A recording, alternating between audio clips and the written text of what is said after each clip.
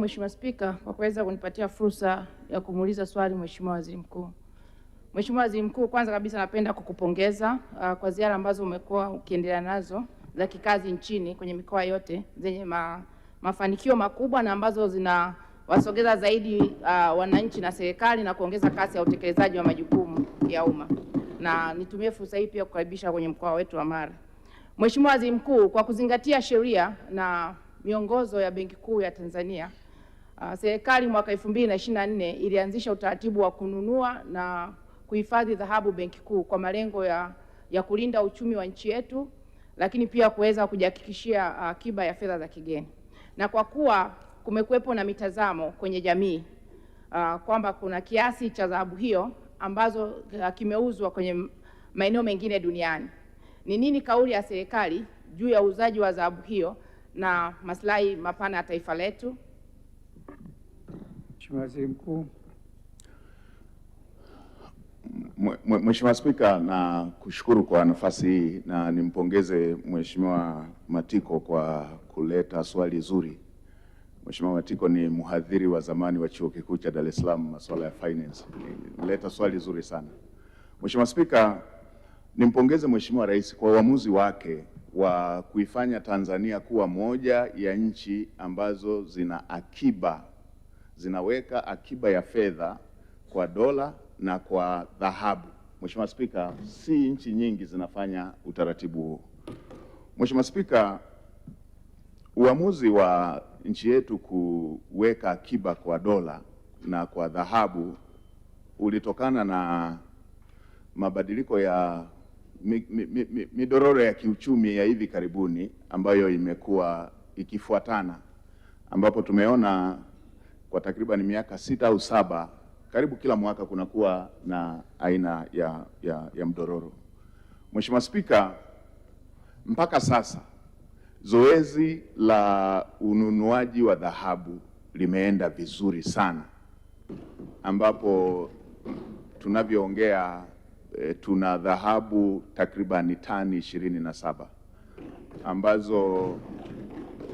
ambazo ni takriban dola bilioni 3.9 inaelekea 4, ambayo hii ni sawa na takriban 45% ya akiba ukiuianisha na akiba ya dola tulionayo na akiba ya fedha za kigeni tulionayo.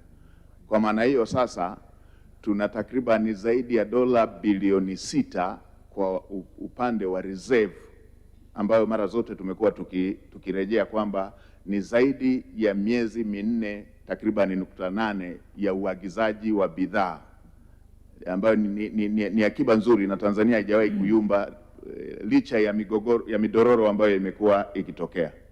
Na ukitaka kujua kuwa Tanzania haijayumba, tuna akiba ya zaidi ya miezi 4 ya uagizaji wa bidhaa.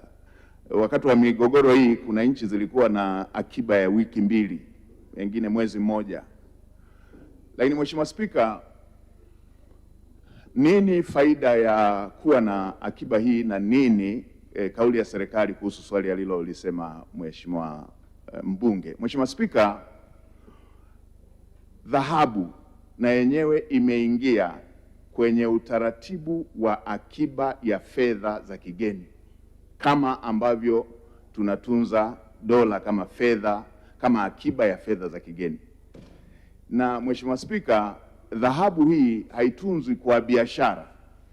Dhahabu hii sasa ni sehemu ya sera za kifedha za nchi kama ilivyo dola. Dola haitunzwi kwa biashara, kwa ajili ya biashara, inatunzwa kama ni sehemu ya sera za kifedha ambazo nchi zote ambazo zina masuala ya sera za kifedha zinatumia sera hizo kwa ajili ya masuala ya kiuchumi, kuweka utulivu wa uchumi, kukuza uchumi, kuweka uimara wa currency ya nchi ambao kwa kwetu sisi ni shilingi, kuweka uimara wa shilingi. Mheshimiwa Spika, kama ambavyo inafanyika kwa dola, hivyo na kwa dhahabu, kwamba inatumika kama monetary policy tool, kama instrument, kama chombo cha kuendeshea sera za kifedha. Kwenye dola huwa inatumikaje? Pale ambapo pana nchi ina commitment ya kufanya malipo kwa dola, inafanya malipo kwa dola, na pale ambapo nchi inapokea dola kwenda kwenye uchumi wake inazibadilisha kwa shilingi ili shilingi ziweze kutumika katika uchumi na zile dola ziweke akiba ya fedha za kigeni. Sasa kwa hili alilouliza la mitazamo na tetezi za kwamba dhahabu imeuzwa, na wengine wanaenda mbali hata wanadhani inaweza ikauzwa kinyemela ama kiwiziwizi. Mheshimiwa Spika, nitumie bunge lako tukufu na kuwahakikishia wabunge kwamba kwanza dhahabu haijauzwa mpaka sasa.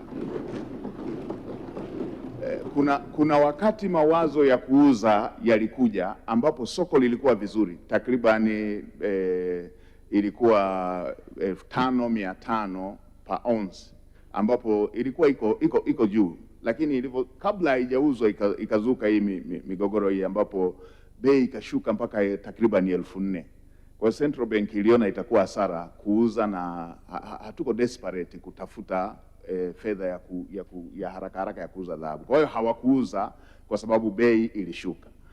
Lakini lingine, nini uamuzi au nini mantiki ya kwamba Central Bank inaweza ikawa inauza dhahabu? Ni kama ambavyo inafanya kwenye dola, kwamba kuna wakati Central Bank inauza dola kama sehemu ya kuyapatia mabenki ama hizo taasisi zinazohitaji dola ili ziweze kuendesha shughuli za kiuchumi na Central Bank kupata fedha za ndani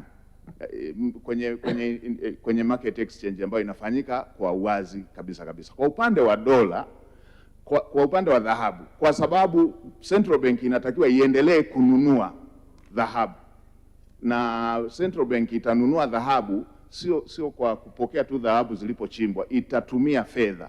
Maana yake nini? Ili Central Bank iendelee kununua dhahabu, ikitokea soko limekuwa zuri la dhahabu, itauza ipate fedha za kuendelea kununua dhahabu.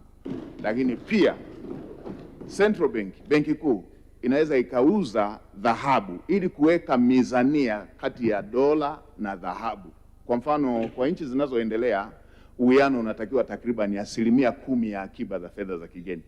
Ni masuala ya kisera, ili usiwe na dhahabu peke yake, kwa sababu kwenye masuala ya huku kwenye mabenki na vitu vingine huku unatakiwa pia uwe na dola ili mambo haya mengine yaweze kuendelea. Mheshimiwa Spika, nilisisitize hili jambo kwamba dhahabu moja haiwezi ikauzwa na mtu binafsi. Ni kama dola iliyoko Central Bank ama masuala ya fedha masuala ya fedha za nchi. Central Bank haimkopeshi mtu binafsi, ni benki ya serikali. Central Bank ni lender of last resort, haimkopeshi mtu binafsi wala kampuni binafsi. Inapeleka kwenye mabenki, inapeleka kwenye taasisi, na hiyo ndiyo ambayo inafanyika.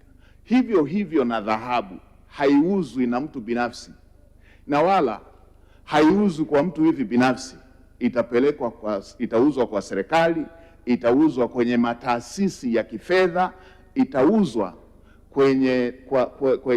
kwa wanunuzi ambao lazima watangazwe kwenye gazeti la serikali. Na Mheshimiwa Spika, kama ilivyo masuala ya akiba hizi zingine za kifedha za dola pale benki kuu, nchi zote duniani ambazo zinaendesha sera za kifedha kwa ushirikiano na IMF na World Bank, balance sheet, mizania zao za kifedha ziko automated, ambapo kila transaction inayofanyika IMF wanaona, World Bank wanaona, na kila robo ya mwaka pana ripoti ambazo zinakuwa exchanged na IMF na World Bank. Kwa maana hiyo, leo hii tukinunua dhahabu, IMF wataona shilingi zilizopungua na wataona dhahabu iliyoongezeka, na kila robo ya mwaka watajadiliana hizo transaction. Kwa hiyo hawezi mwanaharakati akaona dhahabu iliyouzwa IMF wasione, World Bank wasione, na kwamba mtu tu anaweza akaondoka na kikapu hivi kimebeba dhahabu. Hayo ni mambo tu ya watu wenye ajenda rasmi ya kutengeneza mitafaruko na kutengeneza chuki ndani ya nchi na kutengeneza mizozo. Niwahakikishie waheshimiwa bunge, haya ni mambo ambayo yako automated na ni mambo ambayo yametungiwa sheria. Sio mtu tu anaweza akaamka akauza, sio tu mtu anaweza akaamua akanunua. Hili ni jambo ambalo liko kwenye sera za kifedha ambazo Tanzania ina ushirika na mataasisi yote ya kifedha duniani na yanafanyika kwa uwazi na yanafanyika kwa uadilifu mkubwa.